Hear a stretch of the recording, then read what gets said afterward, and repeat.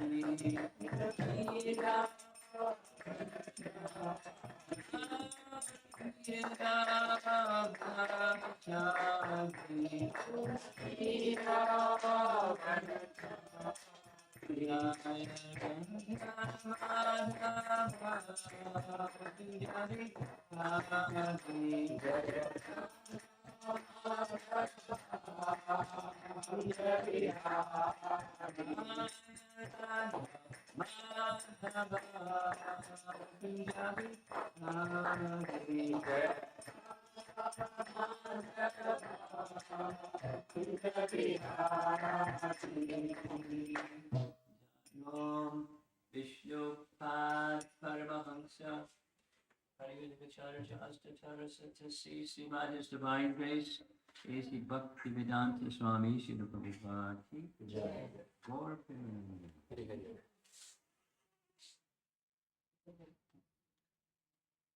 Om Namo Bhagavate Vasudevaya. Namo Bhagavate Vasudevaya. Vasudevaya. Om Namo Bhagavate Vasudevaya. Namo Bhagavate Vasudevaya. Om Namo Bhagavate Vasudevaya.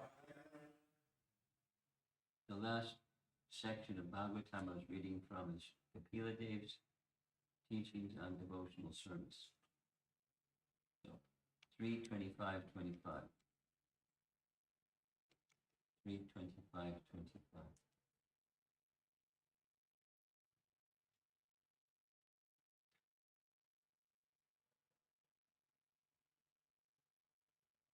Satam prasangan mama virya samvidho.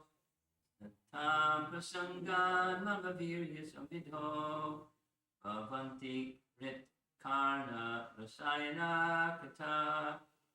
Bhavanti Rit Karna Rasayana Kata.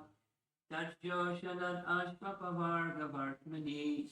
Tajjoshanat Ashma Pavarga Vartmani. Shranha Ratir Bhaktir Anukramishati. Shraddha Ratir Bhaktir Anukramishati. Translation: in the association of pure devotees,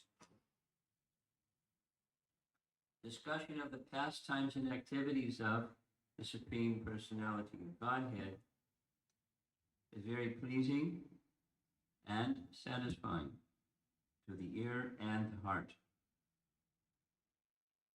By cultivating such knowledge, one gradually becomes advanced on the path of liberation, and thereafter he is freed,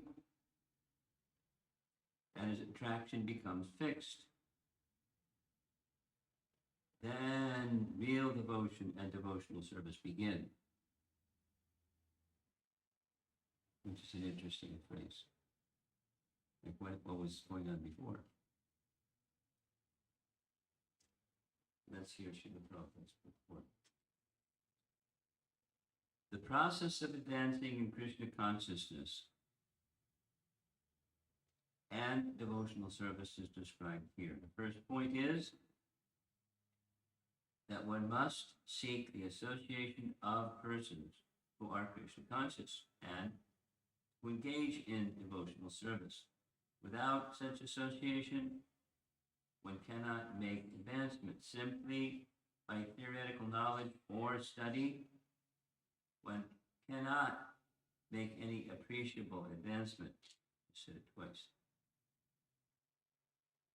One must give up the association of materialistic persons and seek the association of devotees, because, one more time, without the association of devotees, one cannot understand the activities of the Lord. Generally, people are convinced of the impersonal feature of the Absolute Truth because, one more time, they do not associate with devotees. They cannot understand that the Absolute Truth can be a person and have personal activities. This is a very difficult subject matter. The sixth time. Short paragraph. And unless one has personal understanding of the Absolute Truth, there's no meaning to devotion. Service or devotion cannot be offered to anything impersonal. Service must be offered to a person. Non-devotees cannot appreciate Krishna consciousness by reading the Srimad Bhagavatam or any other Vedic literature wherein the activities of the Lord are described, semicolon. They think that these activities are fictional, manufactured stories, because spiritual life is not explained to them in the proper mood. To understand the personal activities of the Lord, one has to seek the association of devotees. Sixth time.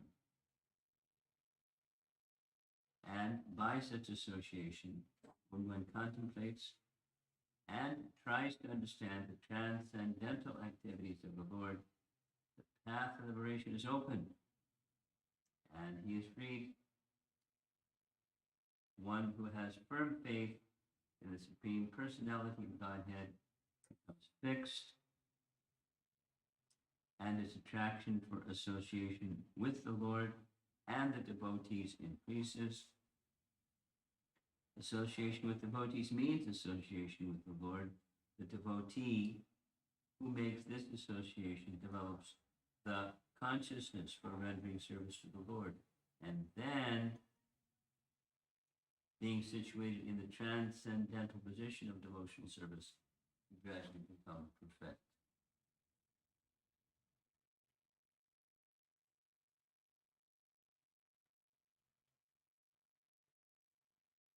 This is Kapila Dev's teachings. The whole section, broad section, is Sankhya.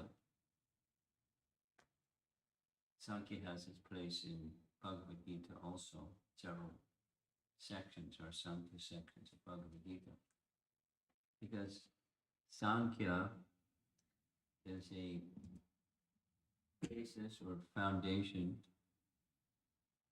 for understanding what's what, for understanding tattva.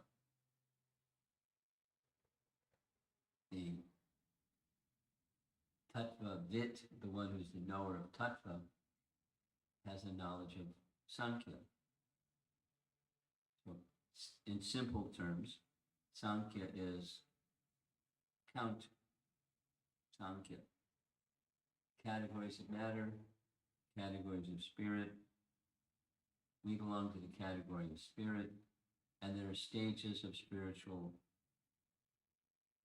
perfection, or the jiva,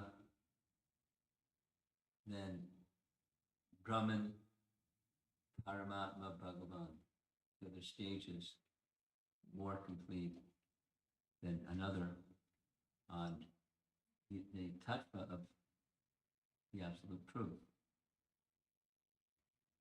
So that Kapila is known for Sankhya Yoga, explaining in great detail. And that's a previous chapter. The heart of the Sankhya section of these 6-7 chapters, chapter 26. And in that Sankhya section, he describes the unfolding of creation or material elements, and then creation by Lord Brahma from subtle to gross. But the source of the subtle, and then in turn the gross, is the absolute truth, or the source, the absolute truth, meaning that which is the source of everything. That's the absolute truth. Say it the other way. The absolute truth is that from which everything comes. Atata Brahma Jigyasa from Vedanta Sutra. The human form of life is meant for inquiry into understanding that from which everything comes. Say it negatively. If one doesn't make such an inquiry, he remains below the human form of life. One may have 2 legs and 2 arms and a head, thus like a human form, but it's not human from the Vedic point of view without that inquiry. Inquiry, and where does everything come from? So those that inquire, that Sankhya is there. This is where everything comes from, and this is how the things that come from that source unfold one by one by one. And the understanding is cause and effect. Just like, experimentation, if you wiggle something over here, and then you see something over there wiggle, there's the cause and there's the effect. And then keep going, and here's the original cause. And all the effects are because of movements from the original cause. This is a transformation of that.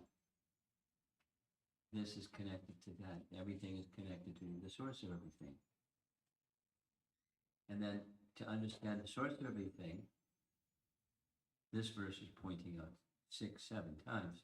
To understand the source of everything is a person requires association of one who knows or has realization that the source of everything is a person. And that way of understanding the source of everything is a person is identified in Bhagavad Gita and so many other places, here included, that by bhakti. Bhaktyamam abhijanati yavanyas-chasmi tattvata. There's this word tattva again. To understand tattvataha in truth, there's one method. And that one method is bhakti. Bhaktyamam abhijanati yavanyas-chasmi tattvata. Krishna can be understood, he declares in Bhagavad Gita, by bhakti. And you can say it negatively. Without bhakti, one can't understand him. That's what Prabhupada is saying 6 times in the purport. Without bhakti, one cannot understand him. One will understand something, and that something that one may understand is the impersonal feature. Everything comes from Brahman.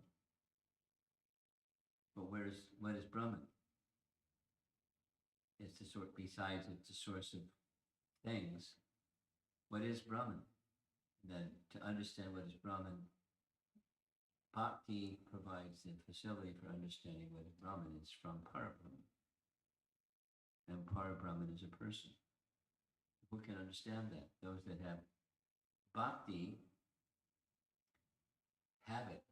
And those who have bhakti can give bhakti.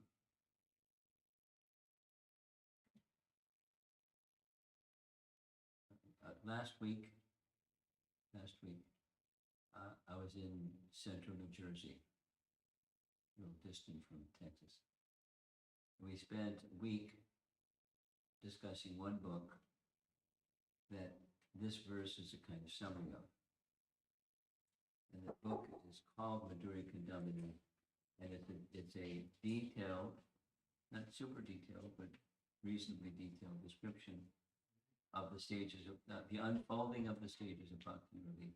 Bhakti Lata, the creeper of bhakti, from beginning, intermediate, and mature stage. 9 stages. So this is presenting in one verse those 9 stages. And how does bhakti start? So simply,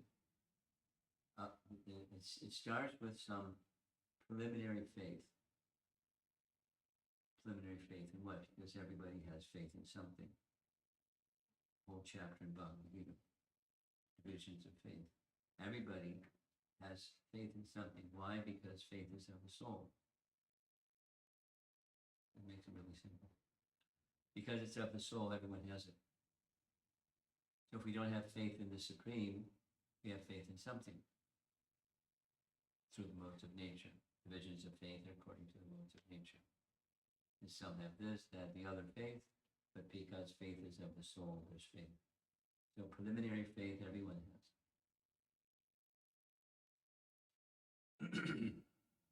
And some persons, their preliminary faith says that there's a higher reality. That means this is not everything. This is here, it's real, but it's not everything. So, and where does this come from? I have faith that this comes from something, some place. It's reasonable, but it also takes a little bit of faith, because someone could say, no, there's no meaning, life has no meaning.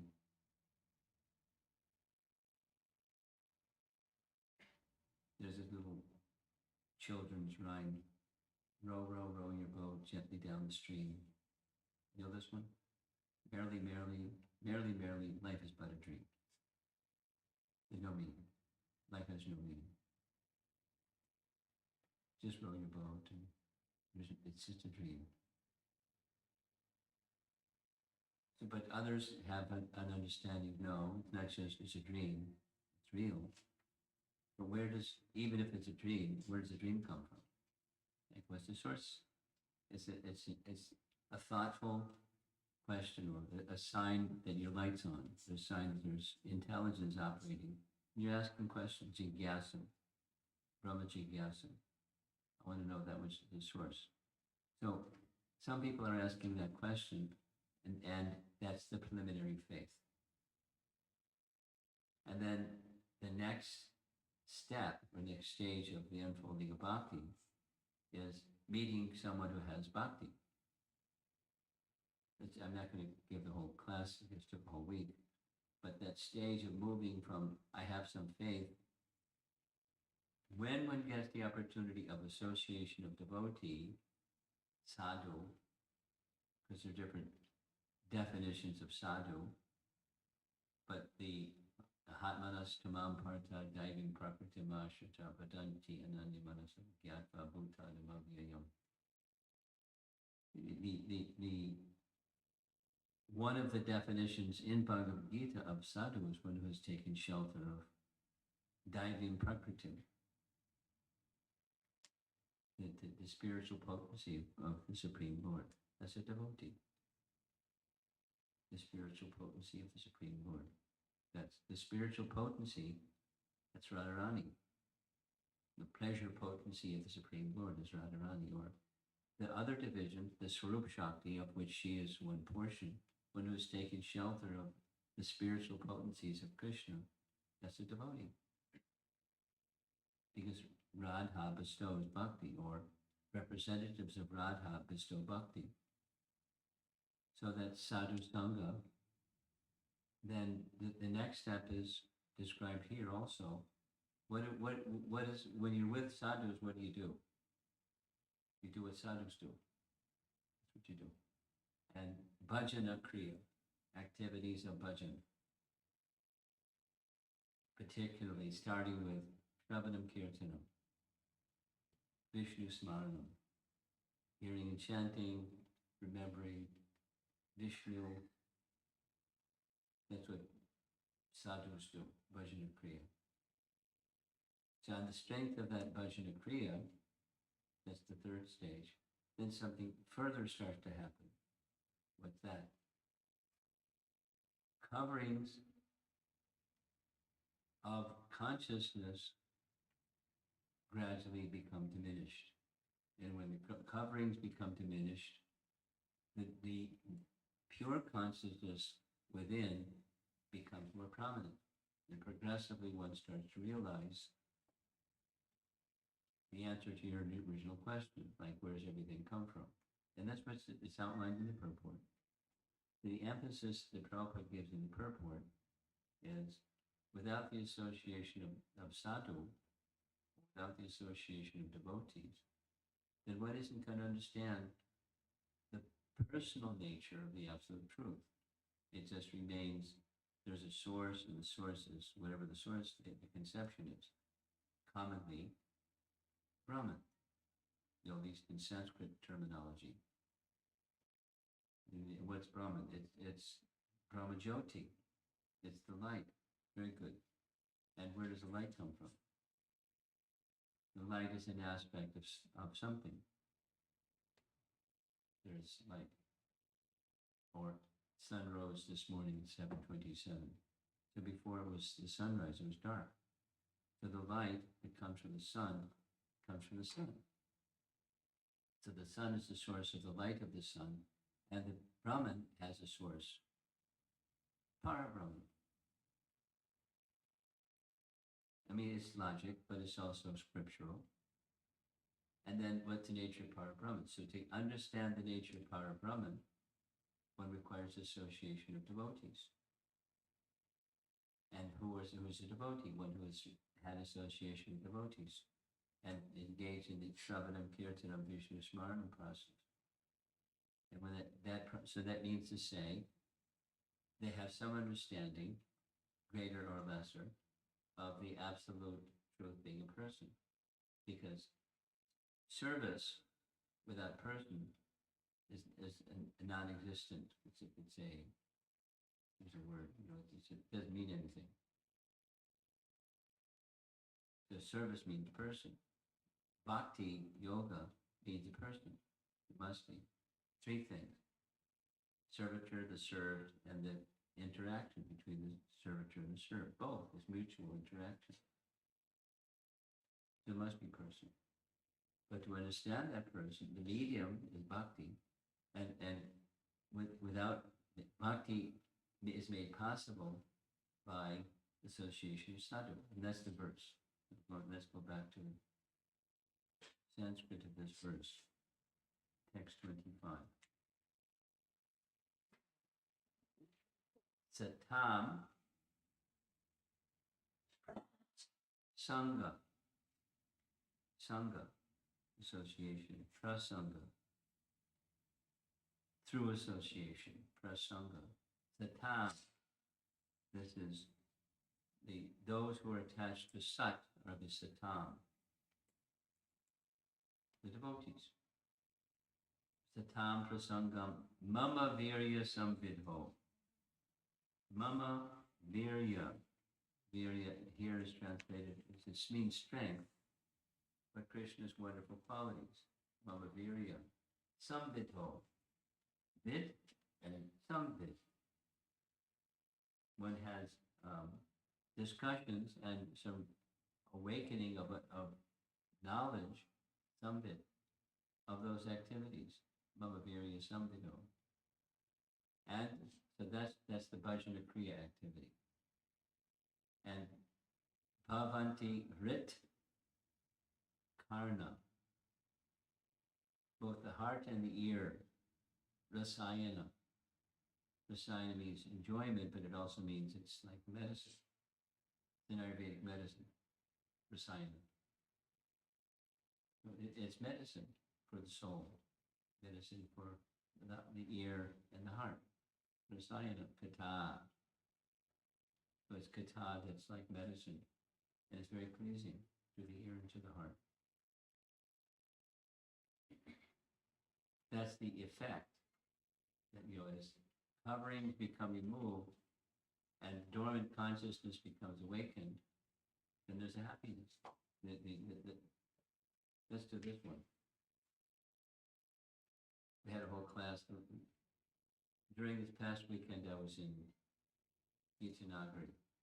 One of the topics was the final topic, helping new people. These are all really new people, from many different backgrounds.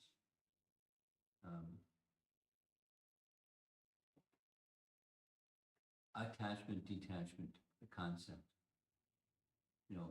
Healthy detachment, healthy attachment. So one of the teachings of Buddhism, some of you may know, the root cause of suffering is, according to Buddha, desire. Right? You familiar? Yes, a little bit. The root cause of suffering is desire. The Vedic understanding is the root cause of suffering is ignorance. Because, like faith, desire is of the soul. So you can't stop desire. You can't stop existing. The soul is eternal. There's spiritual desire in relation to the absolute truth. Loving service, that's a spiritual desire. So desire is of the soul, faith is of the soul, but it's misdirected. And it's misdirected by coverings, the covering of ignorance. So it goes like this. The Vedic conception is the root cause of suffering is ignorance, because ignorance induces ignorant desire. From ignorant desire comes ignorant activity. From ignorant activity comes suffering. Therefore, the root cause of suffering is ignorance, not desire. So what's needed is to purify desire by removal of ignorance. Very simple. So there's knowledge, the Vedas. Through the Vedas, one can remove ignorance and then have real desire. And that real desire in its mature stage is loving service to the source of everything. And then we have association of others that are doing some similar thing. Like-minded souls engaged in hearing Shravanam Kirtanam, or in this verse, it's Mama Virya Samvidho, hearing the descriptions of the glorious activities of the personality of Godhead. So this is the personality of Godhead, Kapila Dev, giving the teachings of how one can know him, or one can know the absolute truth.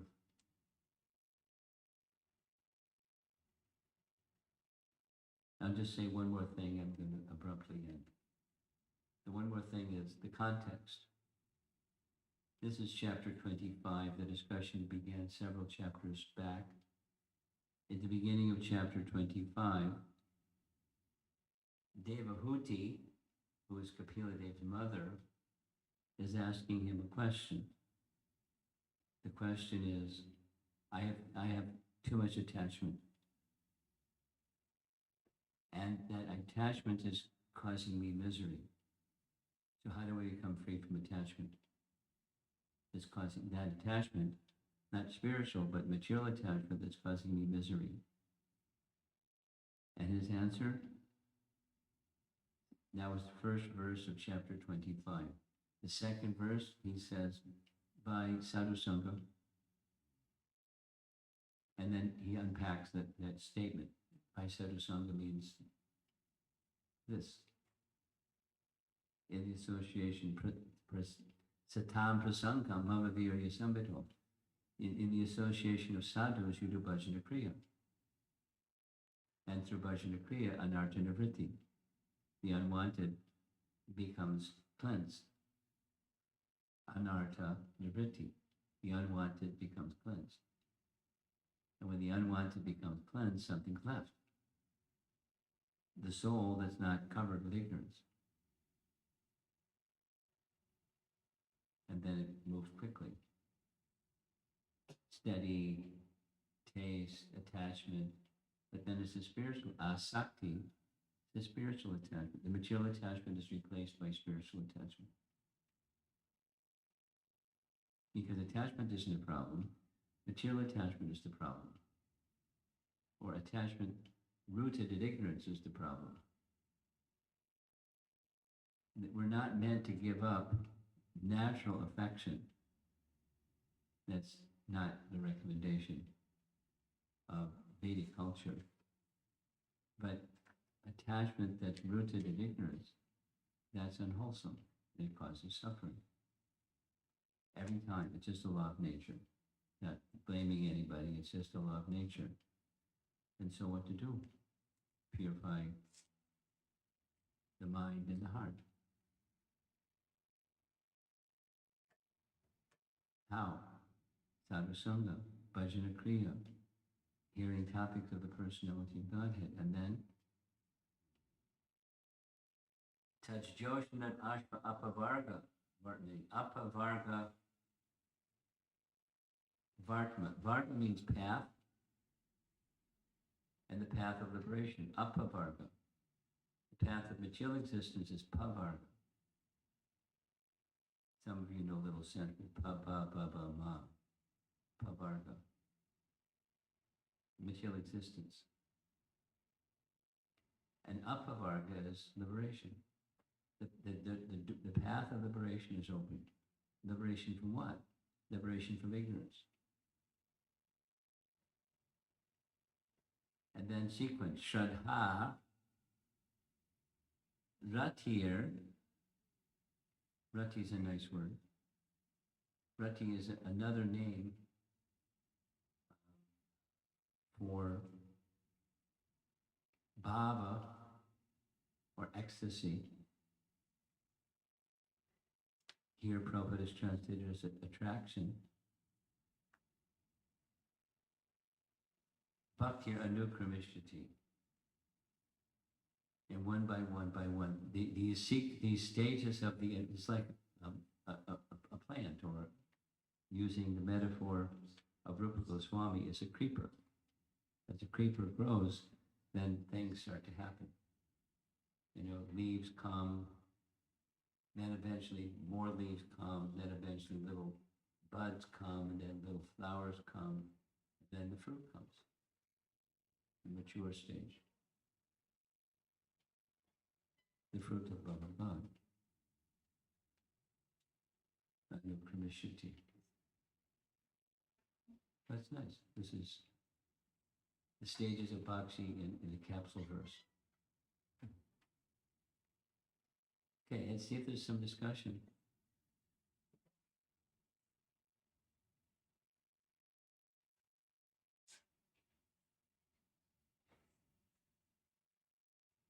While you're considering, I'd like to use your restroom. Where's your... This is your home? You can show me where.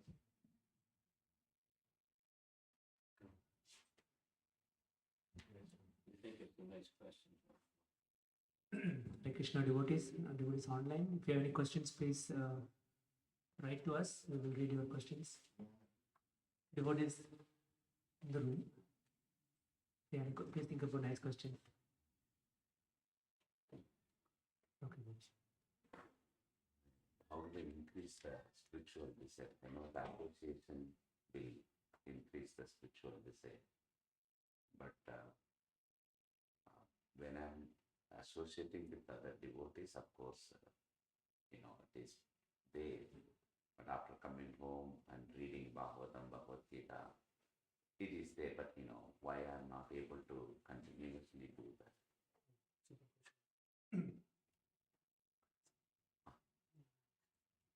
Any other question? Yeah, also the significance of our work, that part I think will follow. Last that. Any other question? What was the question, Prabhuji? I missed it. Our the significance I didn't understand. Difference. Yes. Another question? Vishnu, you should have a question. Yes. Thinking? I want others to ask. Okay. So first Kamarayana Prabhu, second Radha Prabhu, third Vishnu. Any question? Then let me go to the sequence. Teshu, you want a question? No. You have a question? So, want to say no or later? He already answered it when I will point out. What was the question? Like basically one asked how much is association? Like how do we know what What is the right? what is the right level? amount of association? Very good. Very good question. Any question?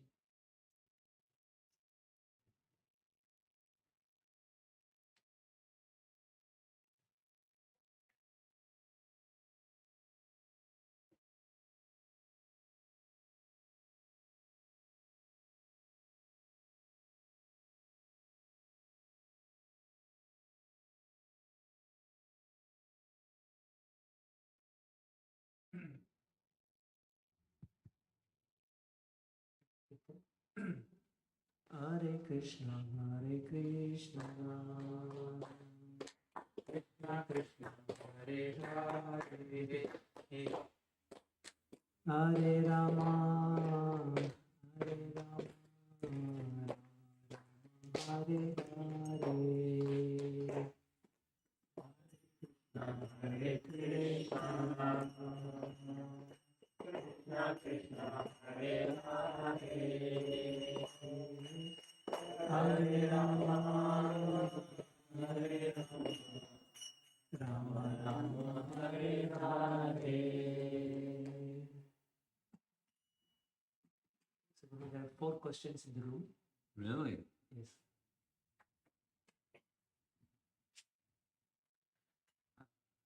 Krishna Maharaj, thank you so much for the class.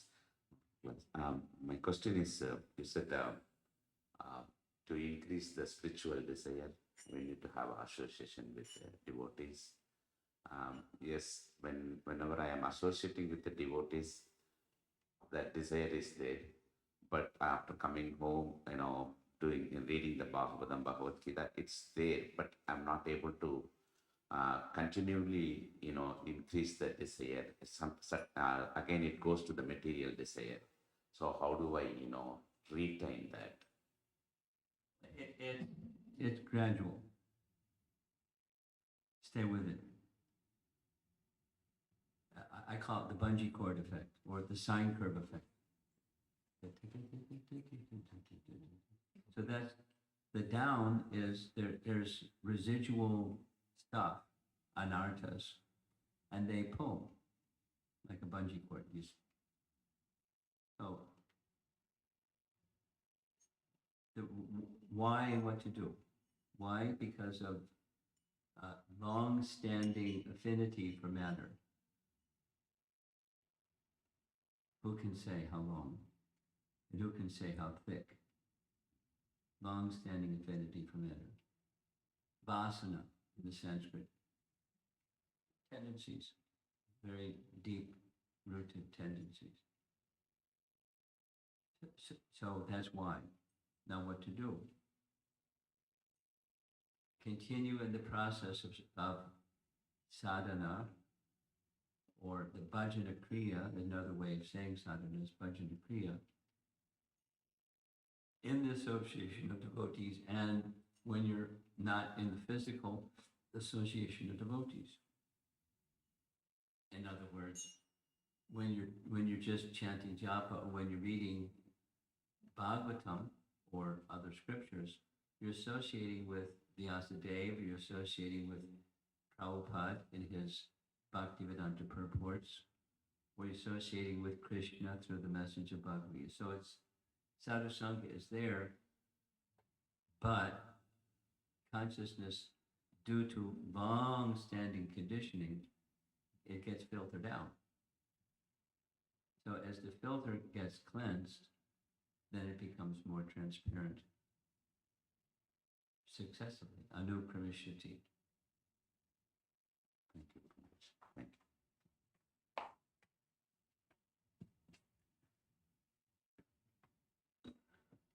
Hare Krishna to Maharaj, please accept the humble obeisances. Maharaj, I would like to understand the difference and significance of Varga, Pavarga and Apavarga. I think you mentioned it, but I was not very clear. What's the terms? What's in what? Apavarga, Artha? Oh, Pavarga and Apavarga. yes, Maharaj. Okay. Well, simple terms. A means not, and Pavarga is material existence. So Prabhupada, I've heard this maybe 50 times, maybe more. Pa, parishrama, hard work. Pa, foam in the mouth. Pa, pa, pa, pa, pa, pa is faina, foam in the mouth. Pa, pa, ba, ear. Ma, death. Pa, pa, ba, ba, ma.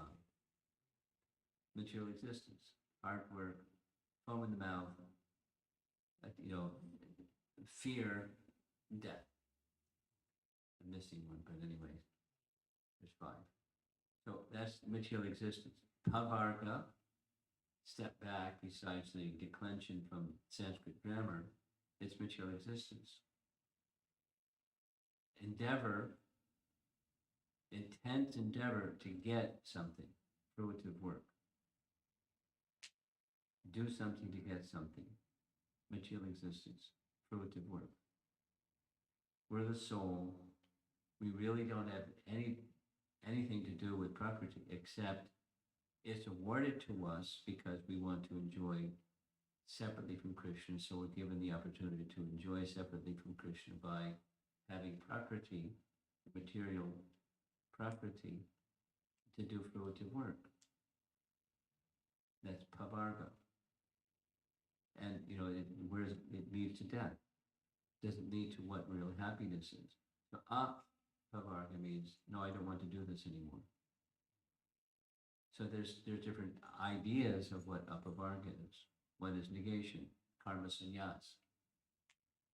All these things are detailed in Bhagavad Gita, but higher than karma sannyas is absorption in Brahman, absorption in Parama, absorption in Bhagavan, loving service, the path of yoga. Karma yoga, Jnana yoga, Dhyana yoga, Bhakti yoga. But Apavarga, all of them are transcendentalists in that it's negation of the affinity, the long-standing affinity for material enjoyment. That's Pavarga. Apavarga. No, Apavarga. Vartmani is the path, Vartma, the path of termination of the cycle of birth and death. Because the cycle of birth and death is perpetuated by the very same thing that brought us here to begin with, the desire to be a separate enjoyer.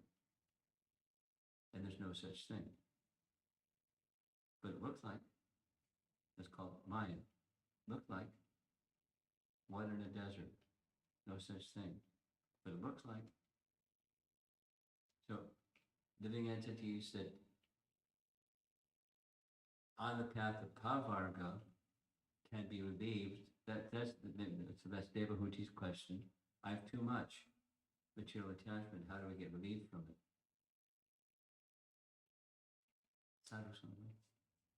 So that's the meaning of Pavarga and Apavarga. Thank you, Maharaj. Hare Krishna Maharaj. Hare And Krishna. Dandava Pranam Jai Shri Prabhupada. Thank you so much for giving us the opportunity. I know we should not be attached, but we are always attached to your blessings and classes. Anaya and I get delighted to host you. Thank you so much. My question is, we talked about desire in today's class, spiritual desires. But as devotees, seeing that we also develop desire to services. To serve. To serve and to services. My desire is to Serve and service. yes. Okay. How do we contain the desire so that we do not get to lack of cooperation?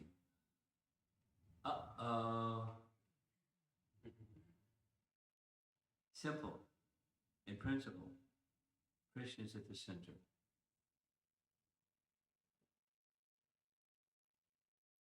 Now, wait a minute. I have my idea of Krishna is at the center, and you have your idea of Krishna is at the center. And, as many people as there are in the room, there's that many different ideas of Krishna. What's Krishna's pleasure going to look like? Do we have a conflict? Now, maybe we can work it out. And maybe we can't work it out. We start doing disrespectful things to one another, behind one's back, and, different varieties of conflicts. So your question is how to avoid it. Yes. Okay. Well, And you have a qualifier. and a follow. Let me do the first one rather than the follow-up. Yes. Then we'll do the follow-up. Sure. Thank you. A saying that I like is there's no substitute for purity. But by that I mean, if it's really that Krishna should be pleased, that's bhakti. That's it. That's the heart of the heart. Anukulyeta Krishna Anushilanam. Krishna should be pleased. I will then recognize there are different ways to please Krishna. Because what's Krishna pleased by? Is he pleased by cherries or raspberries? Or rice or chapatis? Or rasgulla or sandesh? And he's pleased by the love and devotion with which things are offered, not just raspberries or cherries. He is needy. So there's if I have come to the point of genuinely accepting, bhakti means to the intention to please Krishna. There can be varieties of ways to please Krishna, and therefore I can respect the bhakti within, although the shape of it may look a little different than mine, but that's good. Prabhupada calls this unity in diversity. It's a really nice little room conversation with Professor O'Grady from Ireland, professor, and he's, how do you deal with clashes, conflict? Prabhupada said unity and diversity. Then he gestured to a vase that was on the table. See this vase? Varieties of flowers, different colors, variety, different types of flowers, variety. And it's a much nicer vase because there's variety than if it's just one flower, one color. It's nice. But there's differences. So unity in diversity. The key is the unity part and respecting diversity part, both. Now, okay, there's diversity. Got it. But I've got people that like my brand, and this other person or persons, they like another brand, so that we get into groupism.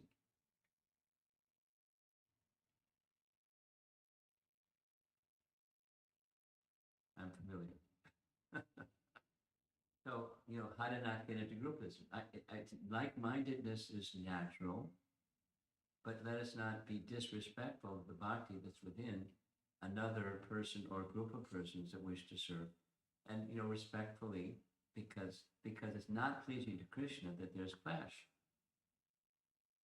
So let me bring that pitch down and emphasize the unity while respecting diversity and considering it pleasing to Krishna, that there is diversity and to respect diversity.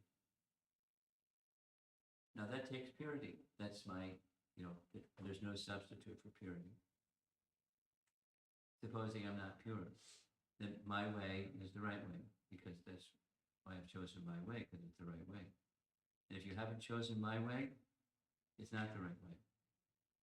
Then comes the clash or conflict. So it takes purity, or another way, it takes maturity. And the maturity, or the purity is, the essence is, Krishna is to be pleased.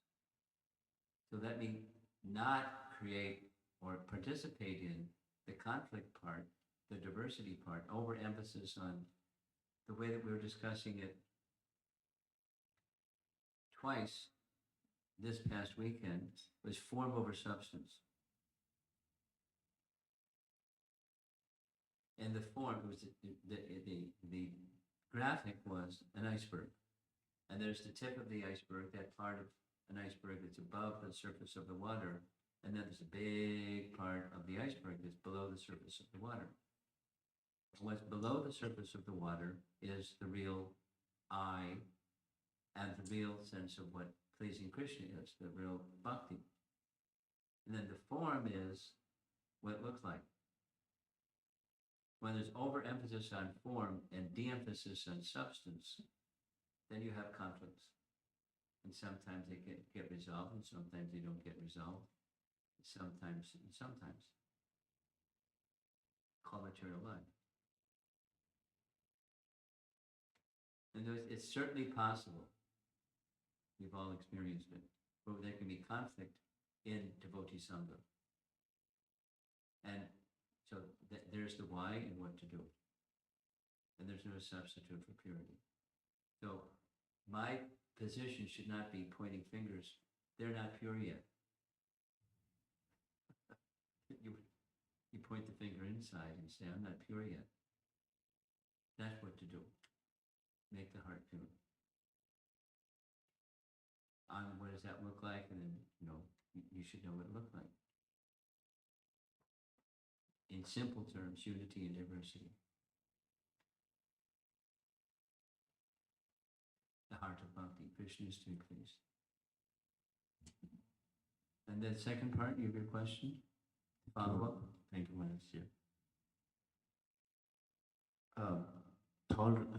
You know that I'm a very big fan of Ram Bhagwan.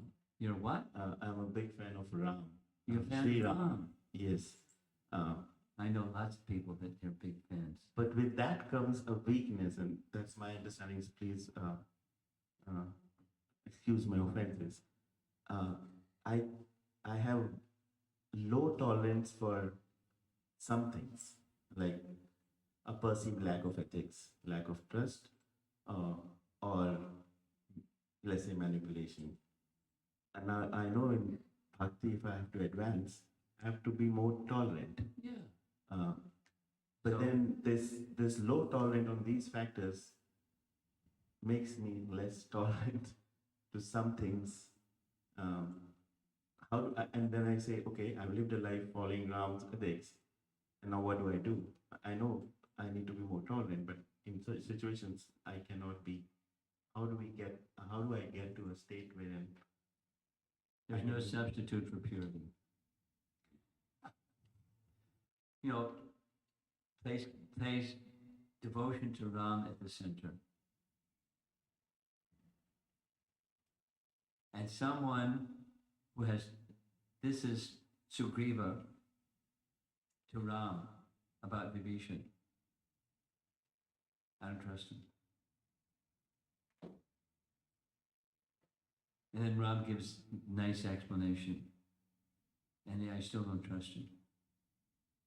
He could harm you. We let this fellow, and he's got motives, and he's been in bad association. And suppose we let him in our company, and then he can harm you. And then Ram made clear that one. He can't harm me. And he gave his explanation of his virya.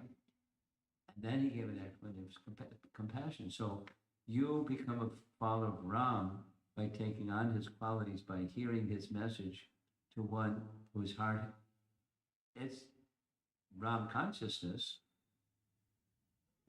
but it's filtered with not understanding what Ram wants. So being intolerant is not what Ram wants. And so purity for you is, let me become Ram conscious. Let me become fixed in imbibing the mood of my worshipable Lord and his dear devotee Hanuman. That's how. And Hanuman understood. Because all this back and forth and different. Sugriva wasn't the only one. Different persons saying, don't do it for different reasons. And they, finally, Hanuman, what do you think? And he was quiet, but then he said, he's already accepted him. I know my master. So, and, on this topic of tolerance, he doesn't see the form. He sees the substance. So become like that. I mean, become Hanuman-like, or Dasya, the servant of Ram. And that's the course correction. Supposing, using a worldly example, supposing you got a GPS and you missed a turn, what happens? It gives a course correction because you have the destination fixed. There's your answer. What's the destination? My life is meant for pleasing Ram. And he has this character, he's given these teachings. So you immerse yourself in Ramayana in such a manner that it enters your heart. And you're guided by that instead of by the intolerance, form over substance. Thank you, Maharaj.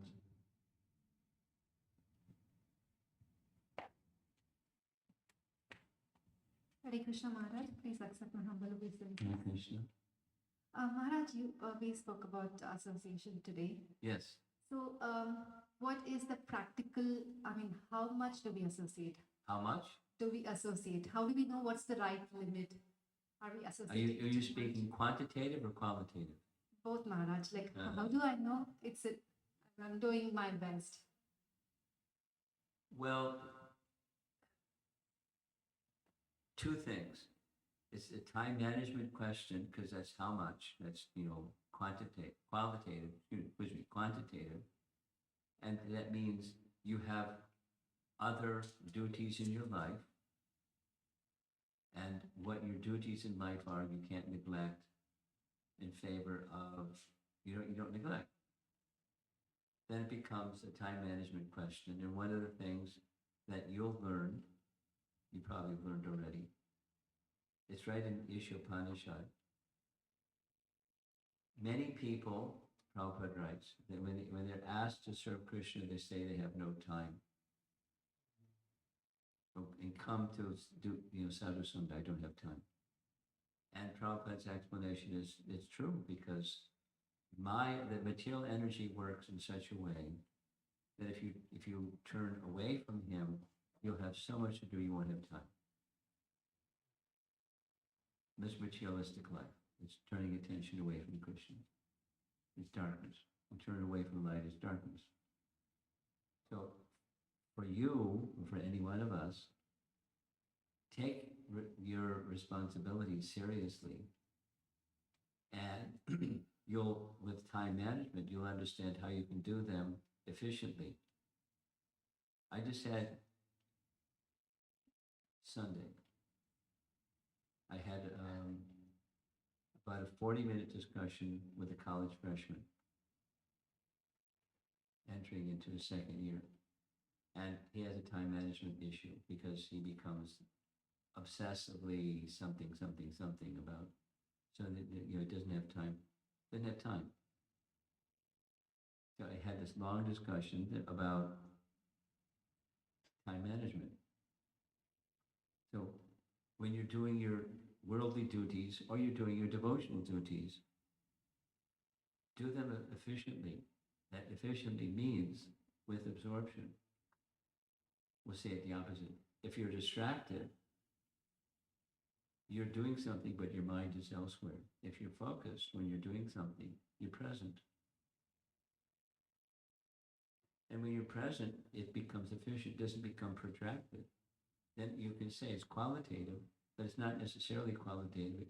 So when you're absorbed in, let's say, whatever it is, your work or your family or the kitchen or cleaning or whatever it is that make up your duties of life, same with sadhusanga. So because when cleansing goes on, this is the heart cleansing, the anarjana vritti, the clutter, little by little by little by little, a new kramishati gets cleared. And then there's more focus and more qualitative, then that starts to move the quantitative. Because my sense of my duties in life may also become accomplished more quickly, more efficiently, more effectively. And some things will just fall away because they're not really essential. But not artificially, naturally.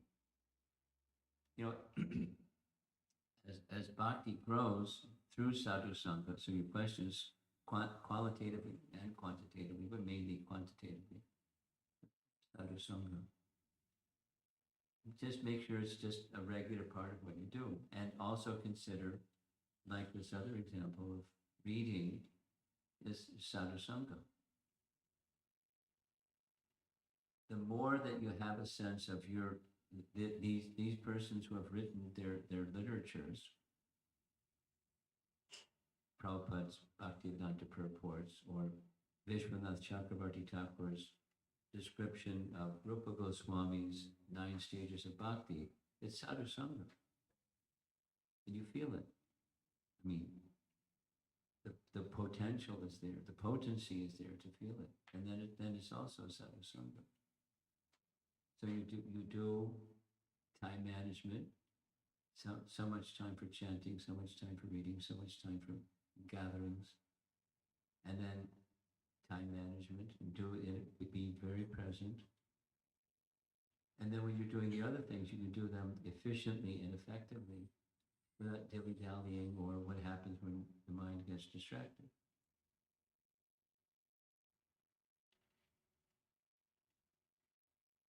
And getting caught in the complexities of conflicts in situations that really are not necessary, but take time.